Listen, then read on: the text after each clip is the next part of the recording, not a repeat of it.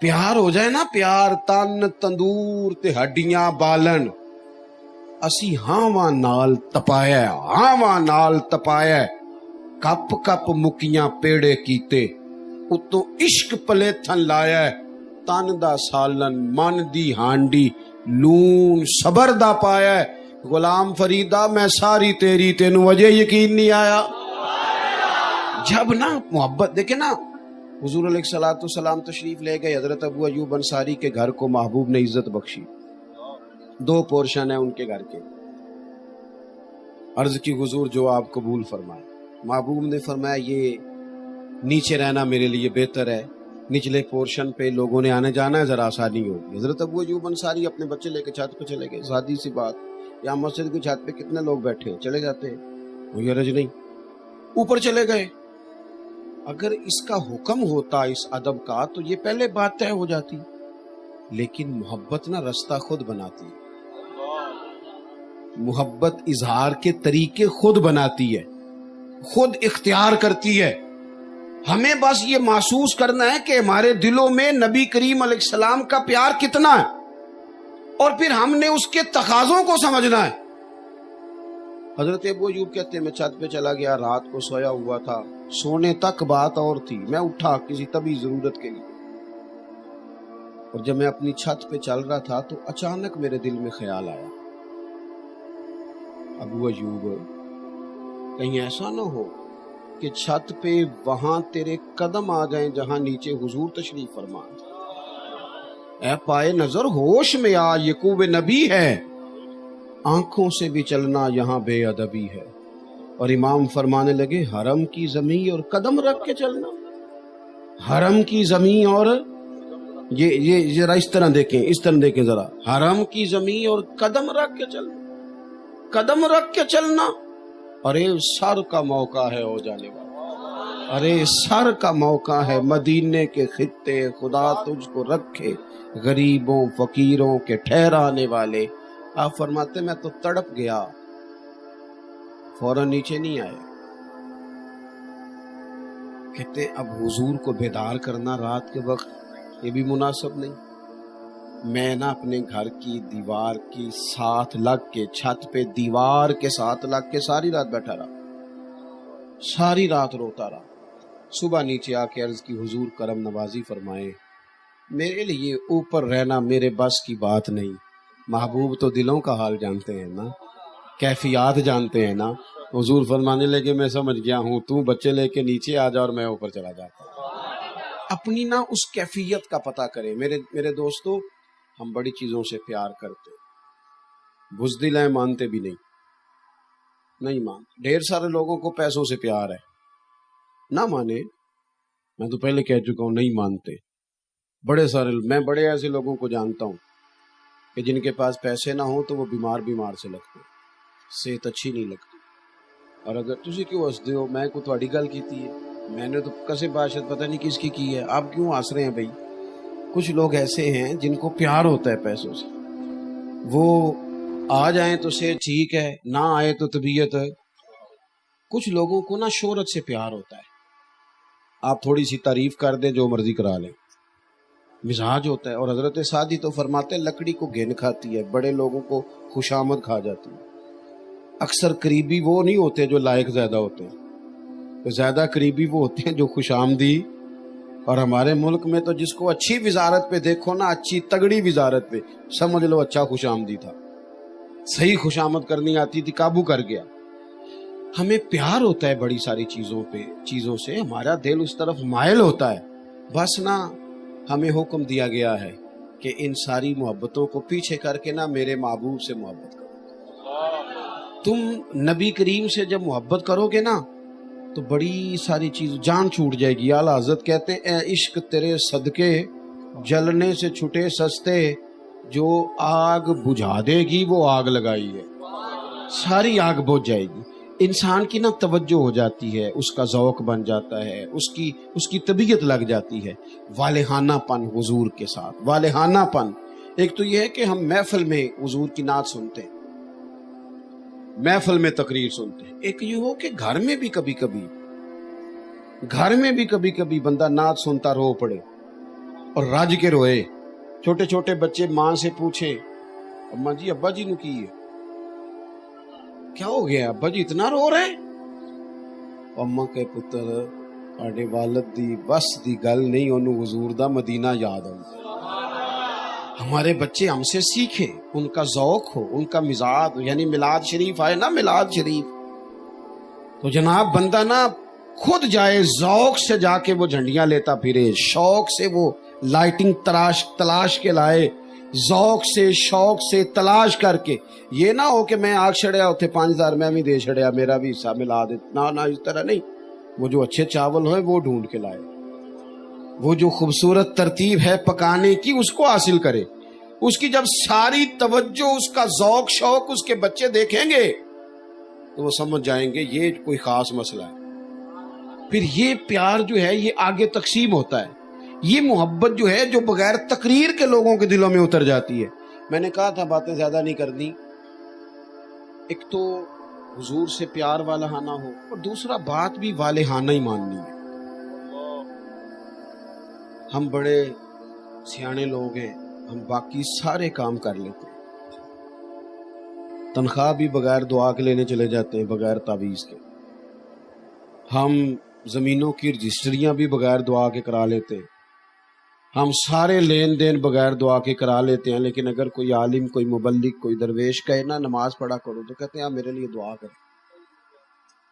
اللہ کے بندے باقی سارے کام تو نے بغیر دعا کے کر لیے. اور بڑی تکلیف سے کہتا ہوں, جب فجر 4:15 تھی تب بھی سو رہے تھے, اور جب 5:45 ہو گئی تب بھی. اس وقت سے ہمیں ڈرنا چاہیے کہ جب لوگ 4 گولیاں کھاتے ہیں تو نیند آتی نہیں. آج اپنی نیند کو پابند کریں اللہ رسول کا.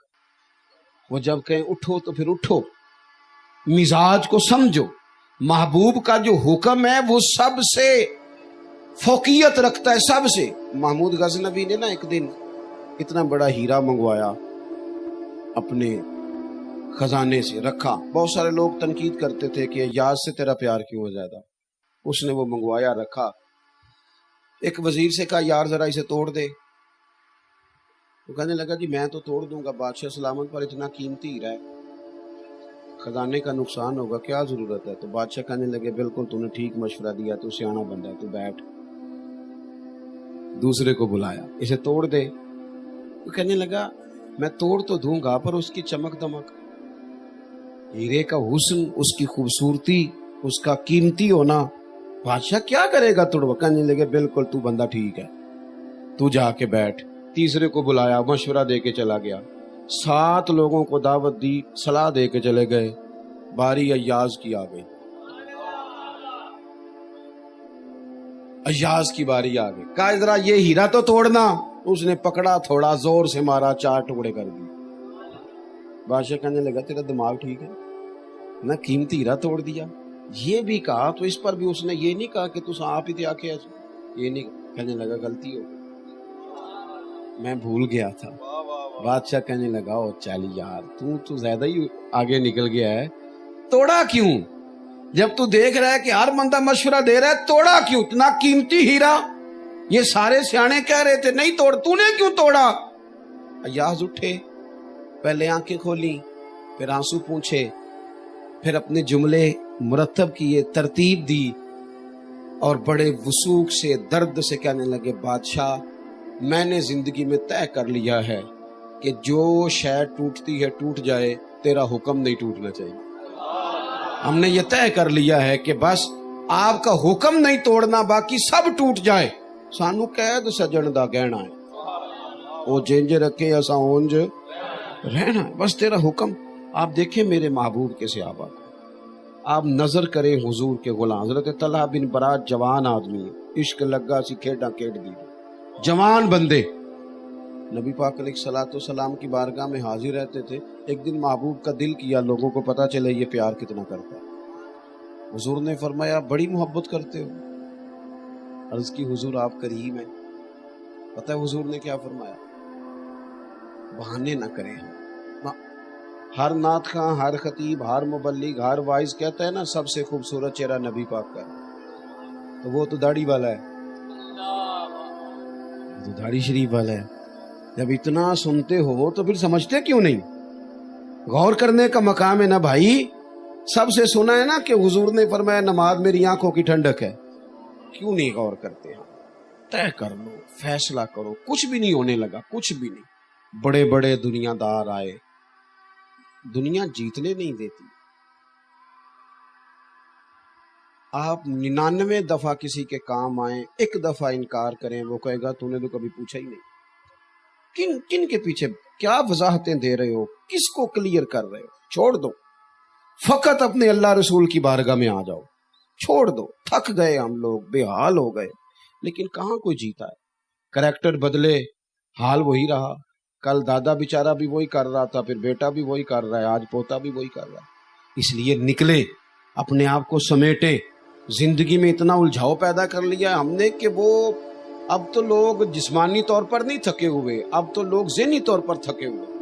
الجھی باتیں, الجھے خیالات. میرے اعلیٰ حضرت فرماتے ہیں ٹھوکریں کھاتے پھروگے ان کے در پہ آ پڑو. ٹھوکریں کھاتے پھروگے, ٹھوکریں کھاتے پھروگے ان کے در پہ آ پڑو. قافلہ تو اے رضا اول گیا آخر گیا, یہاں آ جاؤ. بس میری بات مکمل ہو گئی. نبی کریم علیہ السلام نے فرمایا طلحہ پیار کرتے ہو نا؟ حضور بڑا. فرمایا جاؤ اپنے باپ کی گردن کاٹ کے لاؤ. انہوں نے آخیا حضور پھر میں جاؤں, میں پھر چلا جے. حضور پھر واقعہ ہی فرمایا گردن کاٹ کے لاؤ. 1 منٹ نہیں لگایا, دوڑ پڑے, سر پٹ دوڑے. محبوب نے فرمایا جاؤ پکڑ کے لاؤ. انہیں پکڑ کے لایا گیا تو کریم فرمانے لگے بس یہ کچھ چیز ہی دکھانی تھی. فرمایا میں کوئی رشتے توڑنے نہیں آیا, میں تو رشتے جوڑنے کے لیے آیا ہوں. لیکن یہ ثابت کرنا تھا کہ کیفیات قلبی ہیں کیا. اپنے دل کی واردات پر توجہ کریں. تھوڑا سا نا ماحول, محفلوں میں بھی نعتیں ہونی چاہیے لیکن اکیلے بیٹھ کے بھی نعت پڑھیں. ہاں, رات کو نا کچھ حضور کا ذکر پاک ہو. صبح اٹھتے ہی نا 11 گھنٹے سے ہو کے بھی بندے تھکے ہی اٹھتے. میں دعوے سے کہتا ہوں صبح نہ نماز پڑھو اور ایک نعت حضور کی سنو. ایک نعت, جو چیزیں بندہ زیادہ سنتا ہے وہ گنگناتا بھی ہے. آپ سننا تو شروع کرو. مجھ سے ایک دوست نے پوچھا اس ربیع الاول میں محفل میلاد کی برکات کیا ہیں؟ میں نے کہا پڑھنا ذرا بلغل اولا بے. میں کیا ترجمہ سنا نہیں آؤں. میں کیا آؤں تے آئی نا, نعت آؤں ہے نا, مولا یا صلی وسلم. یہ جو تیری زبان پہ چڑھا دی ہے یہ محفل نعت کی تو برکت ہے, یہ میلاد کی تو اپنا ذوق بنائیں, حضور سے دلچسپی. تبن ہم نا بڑا ذہن کو تھکاتے ہیں. وہ عارف رومی کہتے ہیں اللہ نے لوگوں کو عقل دی تھی استعمال کرنے کے لیے, اور لوگ ساری زندگی عقل کے ہاتھوں استعمال ہوتے رہے. اب تھوڑا سا نا مزاج, اقبال جیسے لوگ تھک کے کہنے لگے خیرت کی گتھیاں سلجھا چکا ہوں, یا رب مجھے صاحب جنوں کر دے. تھوڑا سا نا مزاج درویشی والا بھی, ذوق والا بھی, درد والا بھی, پیار والا بھی. اللہ کریم مجھے آپ کو ساری امت کو دروازہ رسول کی گدائی عطا فرمائے. آخر دعوانا الحمدللہ. اللہم صلی علی سیدنا و مولانا محمد معدن الجود والکرم وآلہ وصحبہ وبارک وسلم. اللہ ہماری حاضری قبول فرما, ہمارے گناہ معاف فرما, ہمارے حال پہ رحمت فرما, عالم اسلام پر کرم فرما, پاکستان کے حق میں فضل والے فیصلے فرما, اندرونی بیرونی سازشوں سے معاف.